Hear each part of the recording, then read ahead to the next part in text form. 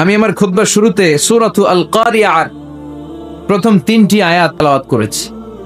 এই সূরার ভেতরে আল্লাহ তাআলা কিয়ামতের নকশা এঁকে দিয়েছেন, কিয়ামতের প্রামাণ্য বর্ণনা দিয়েছেন।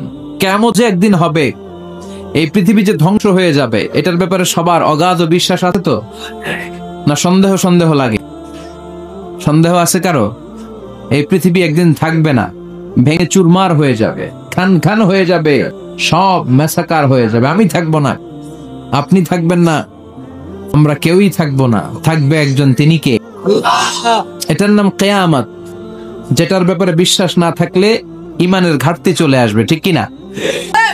তো সেই কিয়ামতের দিনটা কেমন হবে, কিয়ামতের দৃশ্যটা কিরকম হবে, এর নকশা খুব সংক্ষিপ্ত পরিসরে মাত্র 11টা আয়াতে আল্লাহ তুলে ধরেছেন।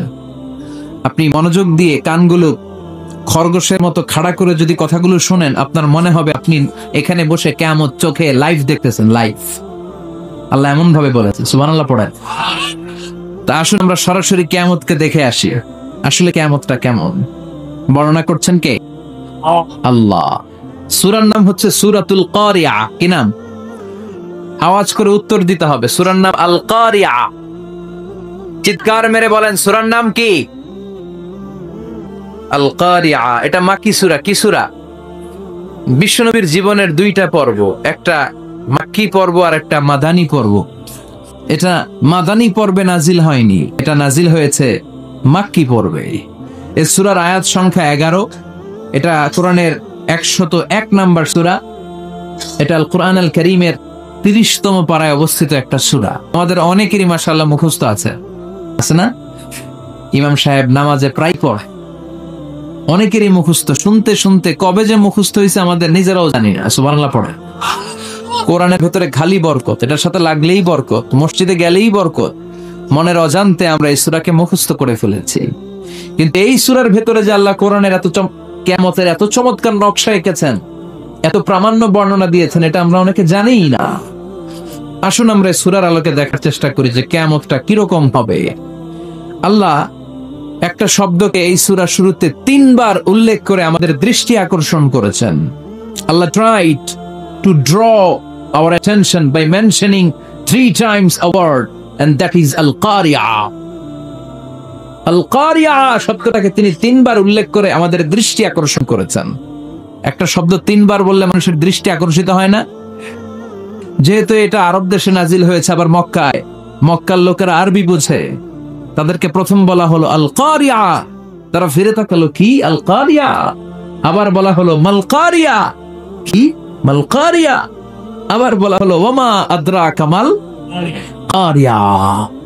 আবার তারা ফিরে তাকালো। দৃষ্টি আকর্ষণের জন্য আল্লাহ তাআলা 3 বার এই শব্দটা বলেছে। এজন্য এই শব্দের একটা সিগনিফিকেন্স, একটা গুরুত্ব, অর্থবহ একটা মানদণ্ড আছে না নাই? আল কারিয়া শব্দের অর্থ হচ্ছে বিকট আওয়াজ। আল কারিয়া মানে কি?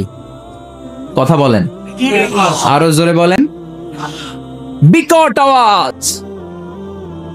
এই বিকট আওয়াজটা তৈরি করার জন্য আল্লাহ তাআলা একজন ফেরেশতা তৈরি করেছেন, যার নাম হচ্ছে ইসরাফিল।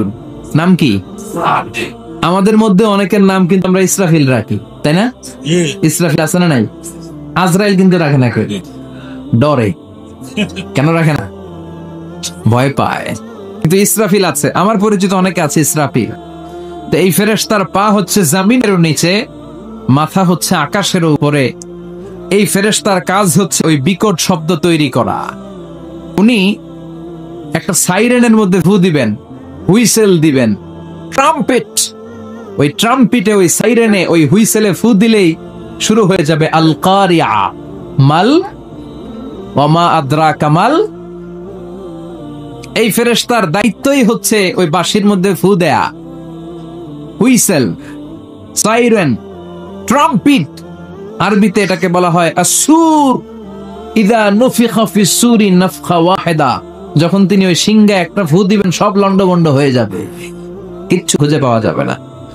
আল্লাহ ওনাকে করেছেন শুধু এই হুইসেলের মধ্যে, বাঁশির মধ্যে 3টা ফু দেওয়ার জন্য। কয়টা? উনি সৃষ্টির শুরু থেকেই এই বাঁশিটাকে 2 ঠোঁটের মাঝখানে রেখে আল্লাহর আরশের দিকে তাকিয়ে আছে, এন্ড জাস্ট